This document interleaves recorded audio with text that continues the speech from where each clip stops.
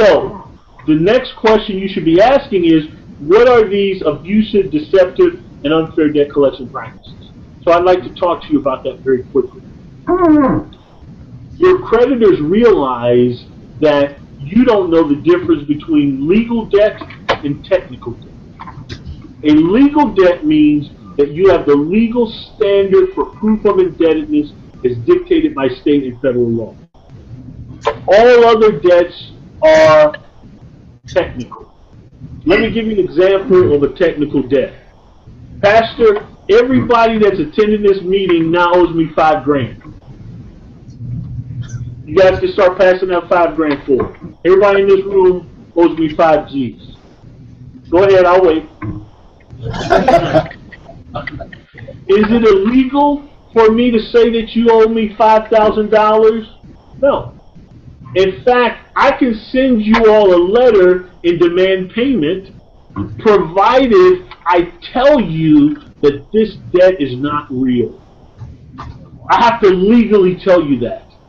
And so every technical debt in this country has to have this statement on it. And I want you guys to try this. Now, I know everybody in the room got perfect credit, so do me a favor, ask one of your friends or relatives to give you a copy of a debt collection letter. Or go online and pull a copy of a debt collection letter. I want you to see this for yourself. Every debt collection letter is required by law to carry this statement. Unless you notify this office within 30 days after receiving this notice that you dispute the validity of this debt or any portion thereof, this office will assume this debt to be valid. That single statement converts this document into a contract. This contract is giving you 2 choices. First, you can dispute the validity of this debt, or you can pay it. You have 2 choices. Now, this is what they know about you, because they've studied you in focus groups and spent millions of dollars developing this document. They know you don't like to write.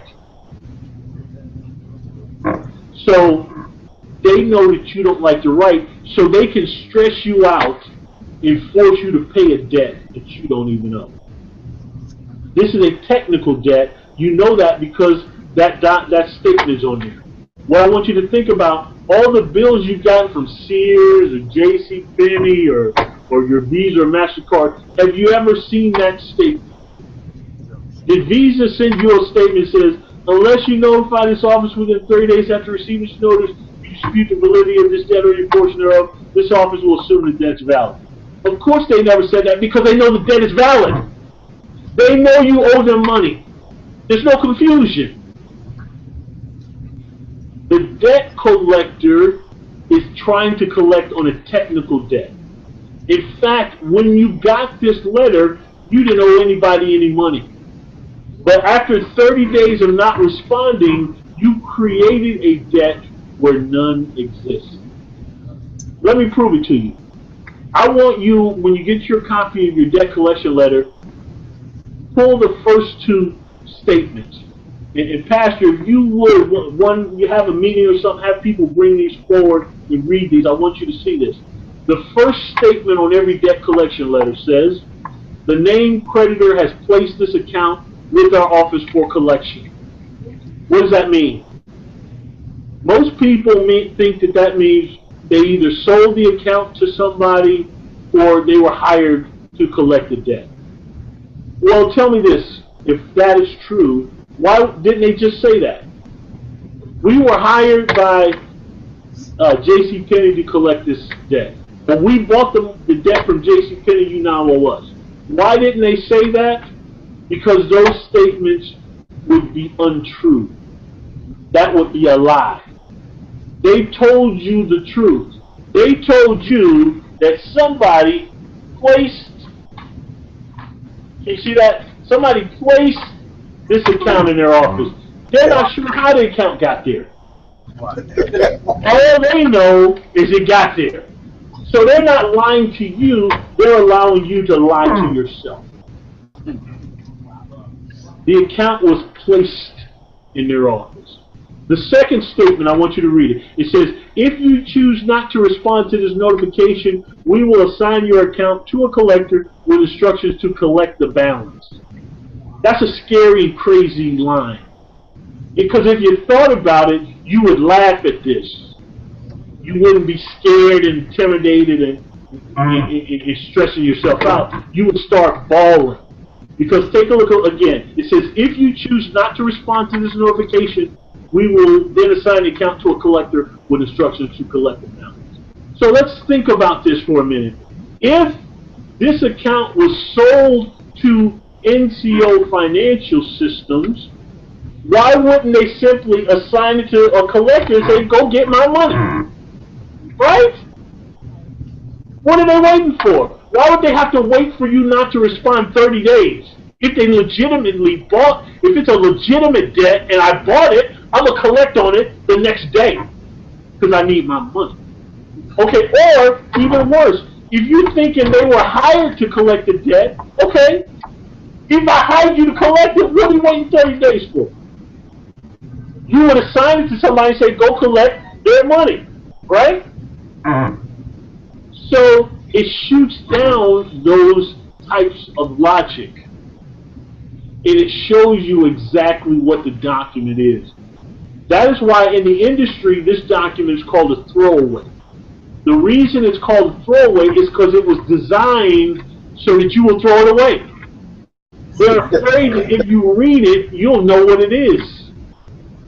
So that's why it's set up the way it is. They know you're going to throw it away. In fact, some of you guys are even psychic. As soon as the letter comes in the mail, you just kind of, yeah, that's a bill, and you just throw it away. It's designed to do that. It is designed to do that. Okay? So, what is the point of today's class? Today's class is designed to encourage you, number one, but to show you that this is much deeper than you probably thought. And let me explain something to you that a lot of people miss. You know, I teach debt forgiveness, I teach debt cancellation, debt filtration, and a lot of Christians get very concerned, and they're like, debt cancellation, but I bought them tools from Sears, I should pay Sears back. You can't pay Sears back. Try it. After 120 days of non-payment, Sears won't take your money because they've already been paid by the government. Try it. Call Sears up and say, hey, I'm standing right outside. I know I've been ducking and dodging you for a couple years now. You know I got caller ID. But I'm here and I want to pay you right now. I'm going to pay you.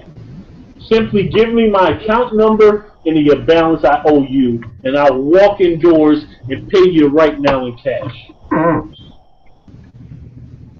They will never accept your money.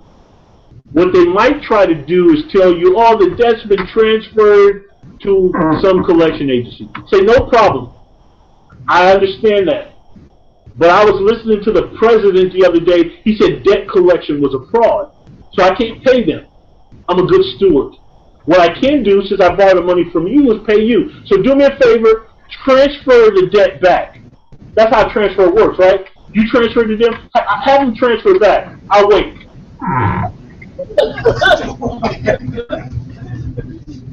So you will paint them in a corner, and they will have to tell you that that debt no longer exists. So this is how I'd like to sum this up for you who are good Christians. This is what I want you to understand. You know that there is power in prayer. There's power in prayer. I know that there's power in prayer because God, you can't imagine the stuff He has done for me. If I told you, you probably wouldn't believe it. That's how powerful He's worked in my life. You know there's power when two people join in agreement to a single prayer. You know that there's power in that. So imagine, if you would please, if 80% of all Christendom prays for the same thing on a daily basis. Again, imagine if you could get 80% of all of Christendom to pray for the same thing every day for years. Would that be powerful? Okay. So let's think about this.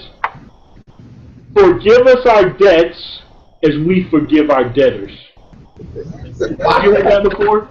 Forgive us our debts. Forgive us our debts. So why should you be surprised that God has intervened to help you eliminate your debt? Why would you be surprised? You should be surprised if debt filtration didn't exist.